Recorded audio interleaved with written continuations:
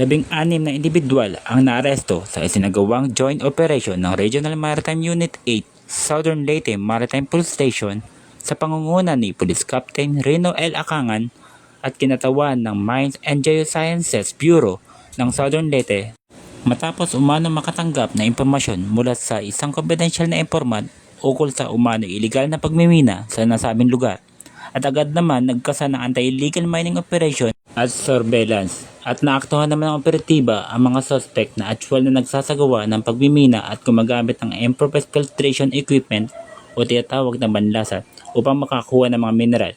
At agad naman ang lumapit ang PNP Maritime Group at humihingi ng kaukulang permit sa MGB.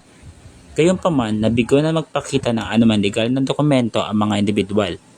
Dahil dito, sila ay inaresto at kinasuhan ng paglabag sa Section 103 ng Republic Act number 7942 o ang Philippine Mining Act of 1995 na nagbabawal ng pagmimina ng walang kaukulang permit o pahintulot mula sa pamahalaan. Na-recover sa operasyon ang iba't ibang kagamitan kabilang ang sluice box o banlasan, water pump, hose, pala at iba pang mga kagamitan na ginagamit sa pagmimina.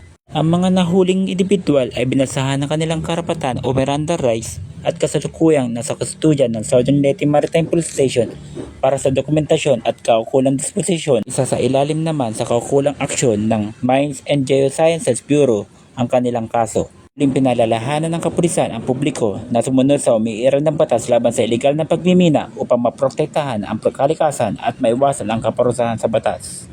Mula dito sa Regional Maritime Unit 8, Southern Leyte Maritime Police Station, ako ang inyong PNN Correspondent, Patrolman Jefferson B. Dakiwag, alagad ng batas, tagapagtaguyod ng Balitang Pulis.